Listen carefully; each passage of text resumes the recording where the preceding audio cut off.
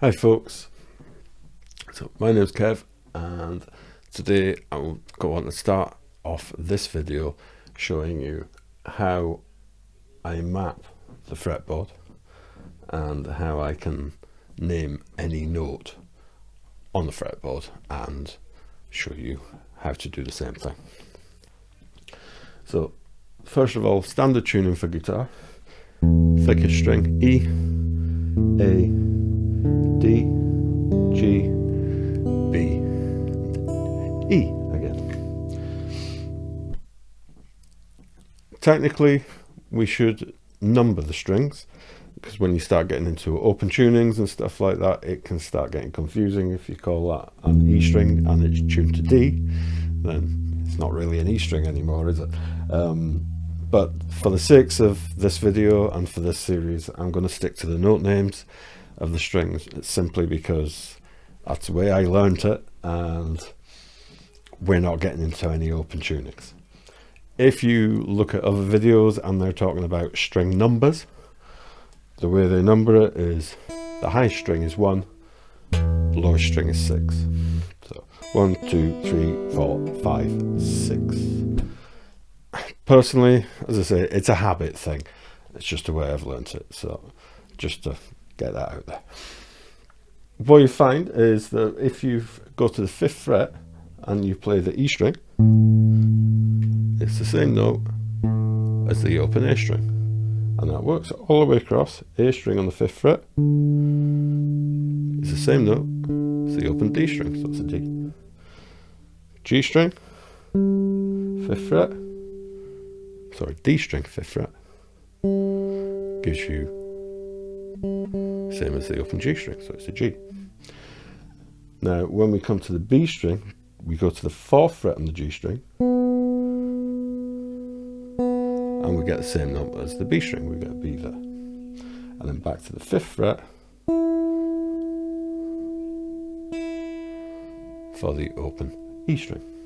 So we get A, D, G, B, E. So it just sort of rolls over a string.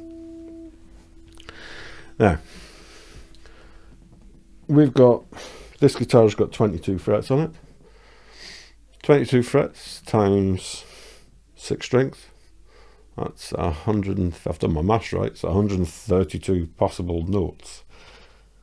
But they're not all individual notes. You've seen, because that note there is the same as that note there. And it works in various other places as well. Some notes you can play in 3 different places. All depends.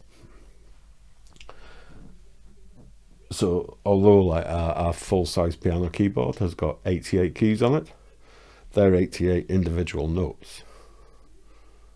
On the guitar you don't have 132 notes. The range is actually smaller than the piano,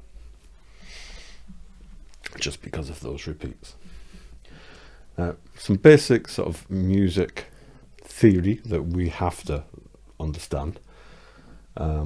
A chromatic scale. So every note from E, F, F sharp or G flat, G, G sharp or A flat, A sharp or B flat, B, C, C sharp or D flat, D, D sharp or E flat, and back to E again. So that's what we call a chromatic scale. Doesn't matter which 12 notes it is, as long as they follow one after the other, that's it. The reason some of those notes have 2 names, like the sharps and the flats, which equate to the black keys on the piano, is just to do with how they're written down in music. So generally, as a rule of thumb, the way I do it anyway, as a rule of thumb, if I'm ascending, either going up in pitch, I will call it a sharp. If I'm coming down in pitch, I'll call it a flat. The other weird thing I should get out of the way first of all as well is that when we talk about up and down, we're not talking about direction, we're talking about pitch. So up is this way or this way, down is this way or this way. So, although you may physically think that's up and that's down, and that's down and that's up, but it's all back to front because we're talking about pitch, not direction. So need to get that out there first. Now, also, we need to think about scale. So we've looked at the chromatic scale, which is every 12 notes. Doesn't matter which 12 notes they are, as long as they're sequential. That's a chromatic scale.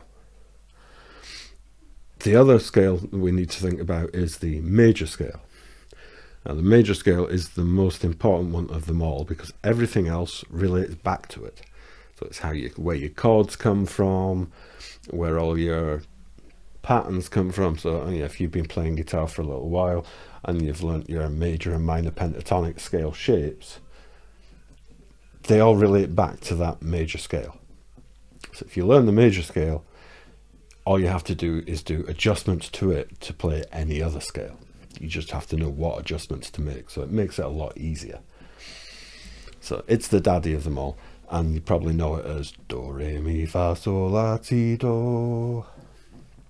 If you're in Europe, Germany, I think, and some parts of Eastern Europe, in fact, I think probably most of Europe, you have a note H, which I believe is the same as our B flat.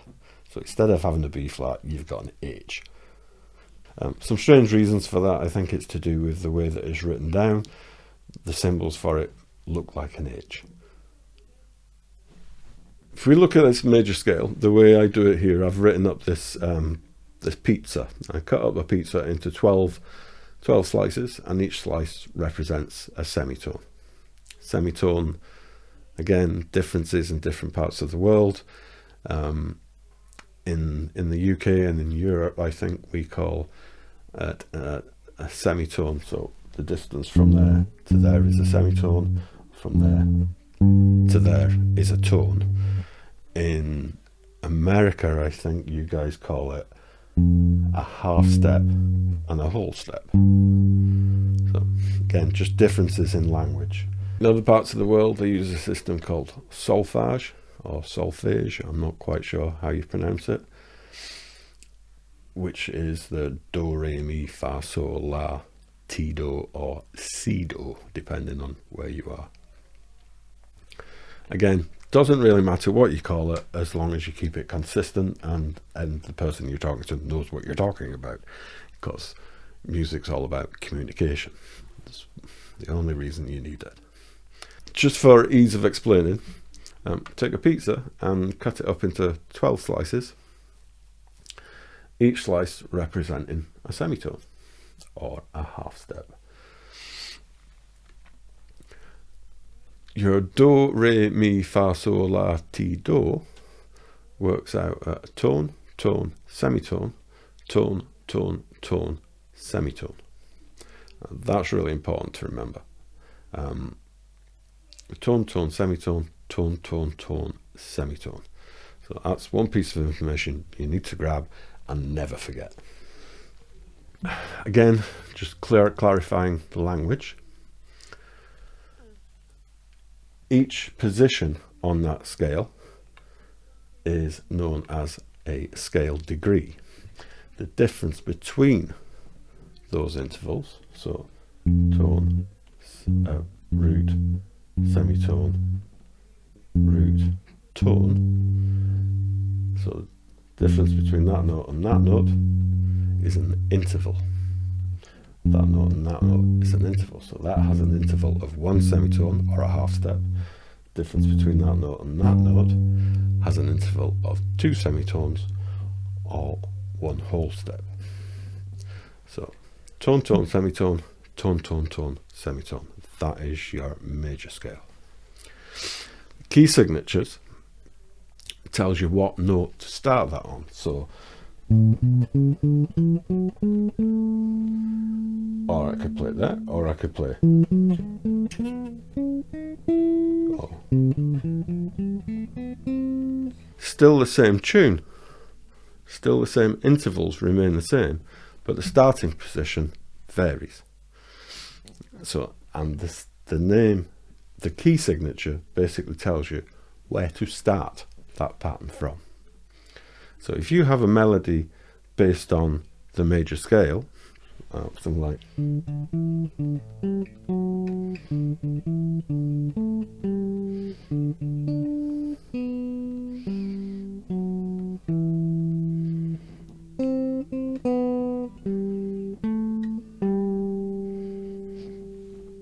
tune we all know could be played anywhere, but the key that we started on was off this note here, so I know that's D, so that was Happy Birthday in the key of D.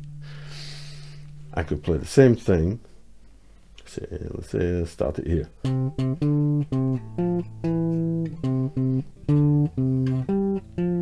etc, etc. Happy Birthday in the key of C, because that note there is a C. So that's how keys work, that's all it is. So same pattern, obviously is going to give you different notes depending on where you start it. Simple as that. So how do we apply that to the fretboard? So we can take, let's go for the key of A, because everybody does C. So let's do A. So root, tone, tone, semitone, tone, tone, tone, semitone. So we get 7 notes and it repeats on the 8th. And we don't call them the scale degrees. Remember, the scale degrees are the notes that you're actually playing rather than the gaps between them, which are intervals. So we don't call the 1st and the 8th 1 and 8 because of the same note. So we call that root because that's tells us, the root tells us that that's the note that we're basing our major scale from. That's where we're starting it. So that's a root. Root, 2, 3, 4, 5, 6, 7, and back to root. So I can take that same pattern, root, tone, tone, semitone, tone, tone, tone, semitone, and I can apply that across all the strings. But because of the way that the guitar is tuned, obviously my root for my A string is there on the open string, but it's here on the E string, 5th fret. So I can go backwards as well. So root, 7, 6, 5. So my E string starts on the 5th. So 5, 6, 7, root, 2, 3, 4, and back to 5 again. And again, we can do the same thing all the way across. So you're probably asking, how do you know that? How do you know where to start it and what scale degree it applies on? And do you just have to memorize that? Well, the answer is no, because we can, the relationship between the positions of the note is exactly the same between the adjacent strings, i.e. it's 5 frets. I've got, if I've got an A here on my low E string, I've got the same note on my high E string on the same fret. So as E's, I know I've got an open A string here, so that's 3 A's sorted. So what I'm doing is trying to find the root note on every string. From here, 12th fret, because it's the same as the open A, but an octave higher, I can overstring down 5 frets. So there's another one there. So now I'm looking for the G and the B strings. So from that one on the E string, I can count down a string and up 5 frets. 1, 2, 3, 4, 5. So there's my B string covered. So I've now got, so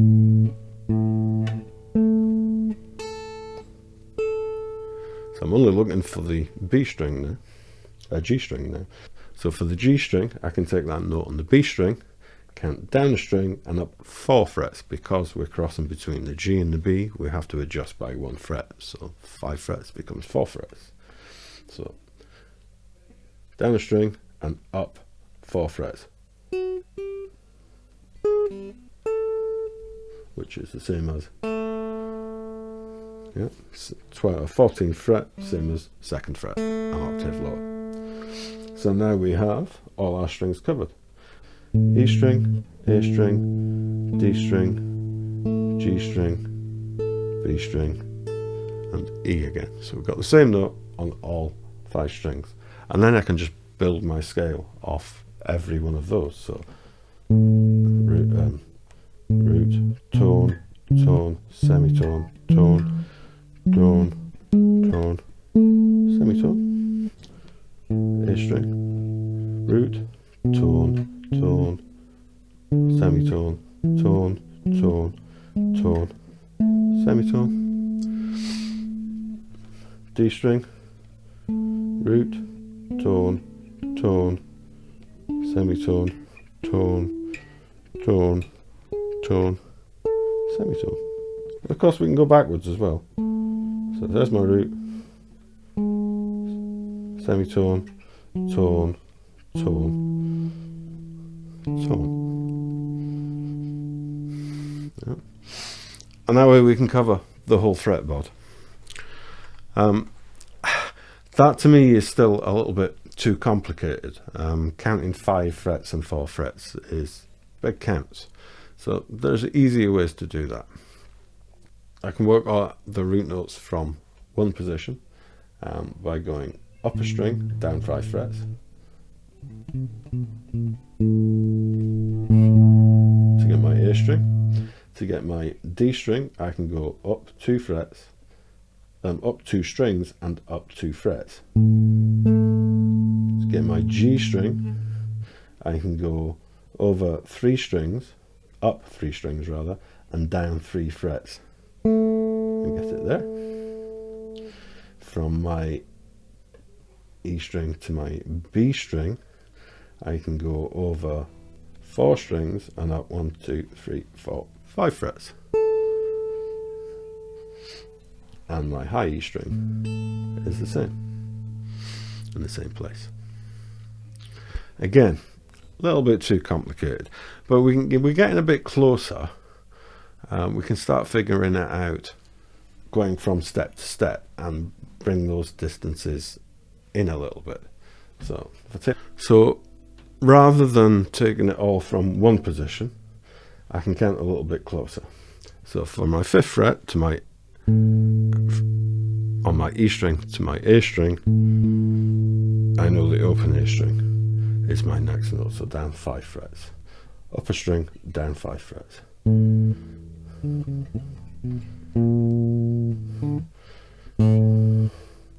Up 1 string, 1, 2, 3, 4, 5. Get my D string from the same position by going up 2 strings and up 2 frets. I can do the same thing from the A string to the G string. So up 2 strings, up 2 frets. And I can get my G string. From my B string, I could go back to this position we had here on the 7th fret on the D string and go up 2 strings and up 2 frets. But we've gone between the G and the B string, so we need to adjust by a fret. So that now becomes 3 frets. So there my A note is on the B string on the 10th fret. And my high E string is going to be the same as the low E string. So that's easier. So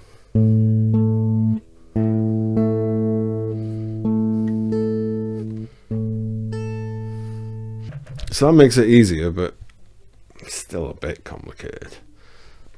That 2 frets, 2 strings thing is really useful. So remember that one. Now, a much easier method that I find is using the cage system. If you haven't come across caged, don't worry about it. It's pretty simple, and I'll show you it now. Chances are that you probably learnt your cowboy chord, so your C shape, your A chord, your G, E, and D. So those are your caged chords. That's where the name comes from. C, A, G, E, and D. And really those are the 5 main chord shapes that you kind of need to know, because those move all the way up the neck. Now within each of these chord shapes, a root note appears at least twice. So in our C chord shape, we've got our root note here being on the 3rd fret of the A string, which is a C note. C, A, B, C. Makes sense, it's a C chord. The first note in it is going to be a C. Usually. Certainly within these chord shapes. But there's also another C here on the 1st fret of the B string. B, C. In our A shape, we've got 2 root notes. We've got open A string, which again is the root, and a 2nd fret on our G string, G, A. So in our G chord, we have got a G here on the 3rd fret of both E strings. We've also got an open G string in there. So again, there's your roots. Now, E chord shape, open E string, 2nd fret on the D string, D, D sharp, E. And our high E string, obviously, is going to be the same as low E string. And in our D chord, we've got our open D string. We've also got a D on the 3rd fret of the B string. B, C, C sharp, D. So if you remember where those root notes appear in each of those chord shapes, you can then link everything together based on that. Now, jumping back a little bit, we know the names of our open strings. We know the names of the strings on the 5th fret because it's 5 frets above. It's just rolled over by a string. So A, D, G, C, E, and A. Reason I said C and not B is because I didn't drop the fret. So again, no gap between B and C. There's no sharp or flat. So 1 fret above your B note, you've got a C note. So A, D, G, B, E, A. So if that's B, that's C. So A, D, G, C, E, A. You've also know the root notes from those cowboy chord shapes. So E's already covered, we already know that one. C is there, so that's another one. 3rd fret on your A strings is C, and we've got a G here as well. 3rd fret, root note for the G.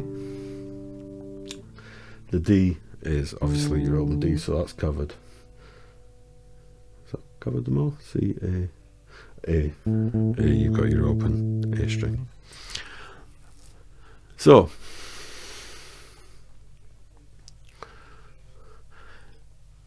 if I take my A chord and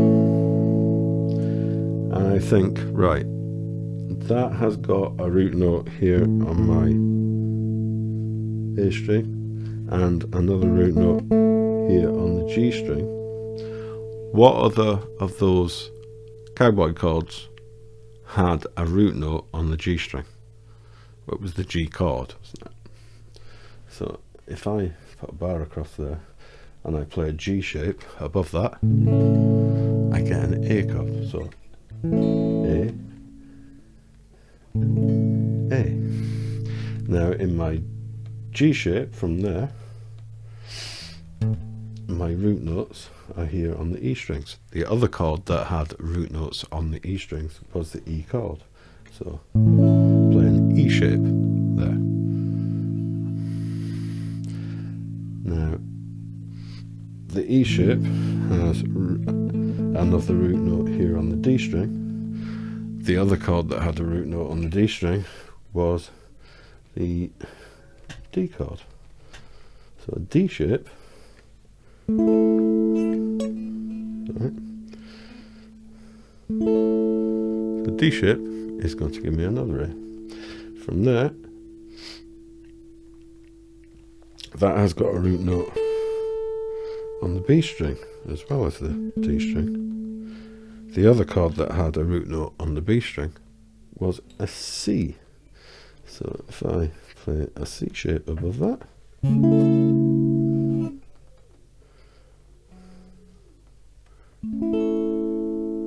again A there as well. So out of those 5 major chords, we've identified where the roots were. Now if we also identify where the thirds and the fifths are in each of those, because every major chord is made up of a triad, what they call a triad, which is a root, third and fifth, and those are the scale degrees from the major scale. So if we learn the positions of those roots, thirds and fifths within each of those chord shapes, we can then use those to help us fill out the scale again from those root notes that we've already got. So we were in A, root. So if I take my E shape chord, play it there, I've got a root here, I've got a fifth here, I've got another root here, I've got a third here, I've got another fifth there, and another root there. So if I know the roots, where the roots, thirds and fifths are, I can then figure out where the rest of the scale pattern appears from. So if that's root and that's a fifth, then if that's a fifth, then that must be a fourth. That's got to be a third. That's a fifth. That would be a sixth, which is the same as that. Seventh root. We end up building our scale patterns. Or we could do it from so that was using kind of the G going down that way. We could go up.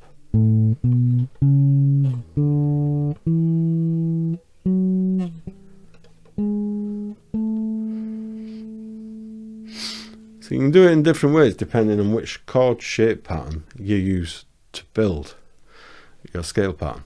Same notes, just in different places. This interval between 1 and 2 is always going to be the same, but I could also go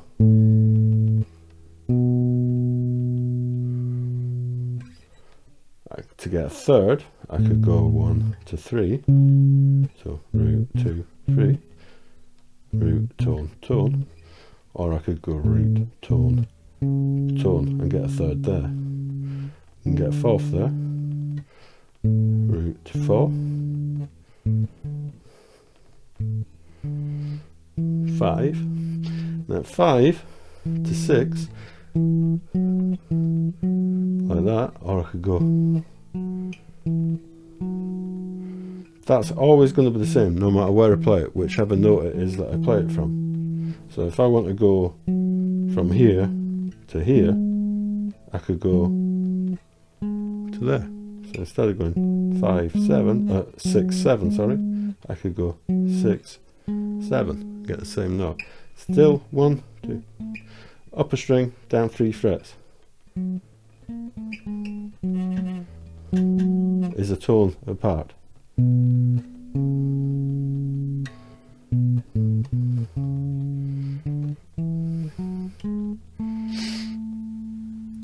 That should help you build the whole thing and be able to play it anywhere. Going back to what the premise of this video was about in the first place, was how to find any note. Let's pick a note at random on the fretboard. There we go. I'm on the G string, I'm on the 8th fret. So what is that note? Right, okay, so let's use those patterns to see if we can figure out what it is. So which chord shape do we know that has a root note on the G string? Well, it's going to be the G chord or the A chord. Let's go for the A chord because it's a simpler bar chord to use that we use all the time. So if I go down 2 frets and down 2 strings, I get an octave below it. Yeah. Now, I've already got my anchor points, so I know that that is a D. The 5th fret is a D. So I'm on the 6th fret, so that must be a D sharp or an E flat. The other chord shape that we had that had our root note on the G string was the G chord. So if I put a bar there, play that there, the other root notes within that chord shape are here and here, which is 1 fret below the 12th. So that must be E flat or a D sharp. E flat, a D flat, a D sharp. So that note that we played from is an E flat or a D sharp, depending on how you look at it. Pick another one. Random, close my eyes, just plonk my finger down. I've gone 3rd fret on the D string. So again, that shouldn't be easy, difficult to work out anyway, because it's only the 3rd fret. So I can do it, go D, D sharp, E, F. So again, taking it back to something I know and bring it back. Let's go somewhere higher up. How about that? G string again. This time I'm on the 11th fret. Well, that's just 1 down from the 12th, isn't it? So if there's a G there, it's got to be a G flat or an A sharp, 1 fret below it. Okay, another one. Okay, high E string, 7th fret. Well, I know that's an A, 2 frets above it, A sharp, that's a B. Somewhere else, I've landed on the 14th fret on the D string. I know straight away that's an E, because D, D sharp, E. Pick somewhere else. 4th fret, B string. Again, what chord shapes do we know that have a B string as a root? The D chord. So if I put a D chord down, take it back to its root, which is going to be here.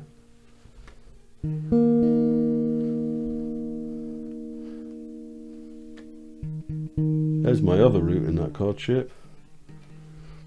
That's a D, D sharp or E flat. So that note there, D sharp or E flat. Or I could have taken it up, done it that way as well. That's E, because we know the notes on the 5th fret, that's an E. Take it down 1 fret, E flat or a D sharp. Get the idea? Basically, you can figure out the whole thing just by using those shapes or taking it back to anchor points that you know. The more anchor points you know, you'll start memorizing them, you'll start learning them without even trying after a little while. You can start naming them off the top of your head. They just come straight away. It's a very simple way of pulling it together. Just map it back to something you already know. And you're laughing. Job done. I hope that helped. I hoped it wasn't too confusing. I wasn't rambling too much. In the next video, we'll look at how to find chords in every key. So what are the chords of every single key and how we come up with those, how it all works. Okay, thanks for watching, folks. Hope you enjoyed this one. Cheers now. Bye-bye.